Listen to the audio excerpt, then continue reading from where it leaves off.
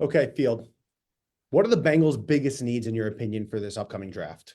Well, I think the first thing that I have to remind Bengals fans is that the draft is not just about this year, right? So it's not just about what you might need in 2024, but it's also projecting beyond this year and saying to ourselves, okay, what does the team look like in 2025? Who do we currently have under contract that are foundational pieces versus what are some areas of need that might surface a year from right now? And that has me thinking about both wide receiver and offensive tackle. T. Higgins obviously recently mentioned that he does expect to be back with the team in 2024 on the franchise tag after previously requesting a trade. But it's a one-year deal, right? And the possibility of him not being around in 2025 is in play. On top of that, as of right now, Tyler Boyd not under contract. So while the pipeline does have Andre Yoshevus, a sixth-round pick last year out of Princeton, this is a team that maybe is thinking about a wide receiver at some point. Meanwhile, offensive tackle, you may have fixed the problem for just 2024 and signing Trent Brown to a one-year deal. But it's all a one-year deal, and B, Brown, the story of his career has been when he's on the field, he's very good, but he's not always available. And as a result of that, you can't leave yourself vulnerable with Joe Burrow coming off of an injury and potentially risking him getting hurt once again. So offensive tackle and wide receiver keep screaming to me as needs for Cincinnati right now. 18th overall pick. You already mentioned Joe Burrow coming off of that injury. This could be the Bengals' best first-round draft position without trade in the Joe Burrow era. What do you do with that pick? Is it a best available situation? I think, because of the way the board lines up, I think there's a really good chance that a wide receiver or offensive tackle that is of interest to the Bengals is available. I don't want to draft for need all the time, but when the need matches up with the value, you're in a pretty darn good spot there. And while we can't guarantee exactly how the first 17 picks will go, I think a lot of people do feel like there is a capable offensive tackle or wide receiver that is certain to be available at number 18. And as a matter of fact, there might be a bunch of them. Not to be dismissed, I think, is defensive tackle. There's been plenty of opportunity. I discussed the possibility of Byron Murphy II out of Texas. So if you could fill one of those three needs, and the problem with defensive tackle is simply that if it's not Byron Murphy II, I don't know that there's any player that's worth the 18th overall pick at defensive tackle. But given their needs and given the way that I think the draft board stacks up, they should be able to plug one of those needs at number 18. Every year in Cincinnati, the tight end position comes up. They did Yeah. sign Mike Gesicki to a one-year deal. Yeah. Is there any chance if Bowers slips, you think the Bengals, or if Bowers will even be there, if they would even go for him? Yeah, I would not dismiss that possibility. I'm not totally certain he's there, but this might be one where no matter what your plans were pre-draft, if the player's available at 18 and he's that good, you might just say, who cares, right? None of the investments the Bengals have made along at the tight end spot are significant enough that I think it prevents them from taking Brock Bowers if he is there. And he's such a game-changing player. And while Cincinnati, if T. Higgins were to ever be extended with Jamar Chase, that's, one of the better wide receiver duos in the entire NFL. To me, you cannot have enough weapons even for a player as capable and prodigious as Joe Burrow. So I think Brock Bowers might be the pipe dream for Cincinnati. But in this case, I don't know that the pipe dream is such a long shot that we shouldn't be discussing it. I'm sure they've had that conversation in the war room in Cincinnati about, hey, if this guy falls, even if we think we can get by at the tight end spot with our current room, he would be too good to pass up, right? And that's where the debate gets really fun for them. Wide receiver. You keep mentioning about how T. Higgins, he's on that tag. He requests the trade, says he's going to be here. His future, obviously, up in the air. Who is the receiver that the Bengals are best placed to potentially draft that could replace a star like T. Higgins? So assuming they stay at pick number 18, I think we have to cross off all three of Marvin Harrison Jr., Malik Neighbors, and Rome Odunze. Those guys might be gone 12 picks before the Bengals even are on the clock. So we look at the next tier of wide receivers. I think it's a two-man tier of Adonai Mitchell out of Texas and Brian Thomas Jr. out of LSU. Guys have actually pretty similar body types, both around 6'2", a shade under 200 pounds. Both ran in the low 4.3s at the combine. So blazing speed for guys was kind of overshadowed by Xavier Worthy out of Texas running a 4.21, but still the speed for those two big body receivers not to be ignored by any stretch. Worthy, also a name that I think does generate some first-round buzz. Xavier Legette from South Carolina, but I'll focus on both Brian Thomas Jr.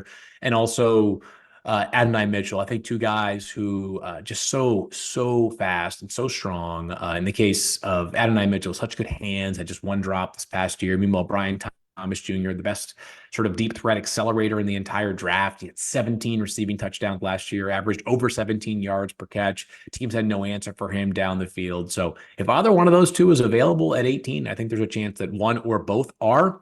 Then if I'm Cincinnati and the offensive tackle run is either taking place ahead of me or you're not totally comfortable with where it's at, no issue taking either of those players in round one.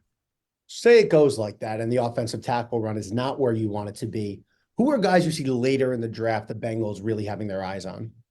I think the offensive tackle run, the only thing that's tricky about it is the depth is not as great as the wide receiver depth is. So in the second round, there are some offensive tackles that I do think will hear their name called. Roger Rosengarten from Washington's a name that many people have speculated upon. He was the other offensive tackle at Washington because Troy Fautano, their left tackle, was so good as the front side protector for Michael Penix Jr. Rosengarten, some thought he might return for one more season. He ends up declaring for the draft early.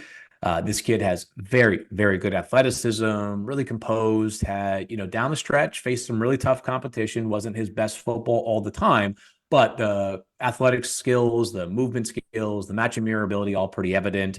That's a name to keep in mind in the second round. Kingsley Suamataia from BYU, who's been a college left tackle, might have some goods to move over to the right side if need be. Obviously, with Orlando Brown Jr., Cincinnati feels pretty good about its left side there for the next few years. But there are a handful of guys that could project into the second round as guard tackle, either tackle guard type players that would offer you some versatility and some potential day one starter ability as well. A lot of question marks around a young Bengals secondary. They tried to bring guys back like Von Bell, Stone, to try to bring some veterans to that group. Where can the Bengals go maybe day 2 or day 3 and bring in an impact player on the secondary for hopefully day 1? Yeah, I think that the late day 2 into early day 3 nickel corner run will be pretty interesting because there are quite a few of them available. Guys like Mikey Sanderstill from Michigan, really, really good player who had 6 picks this past year, was just a ball hawk and a turnover machine for them. Tyke Smith from Georgia, interesting name as well. Max Melton from Rutgers, who I think has inside-outside ability, could be a top 50-ish pick in my opinion. So there's a bunch of slot corners. Renardo Green from Florida State, a guy who played a ton of man coverage, went toe-to-toe with Malik Neighbors in week 1, and Florida State trounced LSU this past season. So while the perimeter corner depth, I do think drops off a little bit, I do think the slot corner depth is really good. So if Cincinnati feels like they can afford to keep padding the interior of the perimeter of the secondary, try to find like the next Mike Hilton, have him groom a young player. There might be a couple of options there that strike me as reasonable fits. And Mike Hilton is the leader in that secondary room. No doubt. Yeah. Running backs. The Bengals have not hit on a running back in the draft since 2017 when they drafted Joe Mixon in the second round. Mixon's gone. They signed a 2-year deal for Zach Moss. They are really high on Chase Brown. He wasn't a lot of last year. Is it likely the Bengals take a running back at some point? If so, when would it happen? I think it's a day 3 evaluation if they go that direction. I'm not totally sold that they will. I do think the wide receiver, offensive tackle, defensive tackle needs supersede the running back need there, but this is not a great running back class at the top, but it does offer a lot of options on day 3. So that to me, I think is the sweet spot for a team like Cincinnati. And what people are always asking me, who's the best day 3 running back available? My response is, what do you need? If you're looking for a pass catcher, Bucky Irving, change of direction player at Oregon, who had a great season last year. Dylan Laube from New Hampshire. That's right. New Hampshire is producing draft running back prospects. Had 12 catches for 295 yards in 1 game last year. If you're looking for a guy who's got some great power, Audric Estime from Notre Dame, a guy who I think could end up being a day 3 pick, fit the bill. So it's less about who the best are. It's more about what you're looking for. That will dictate who's on the radar for these teams at running back.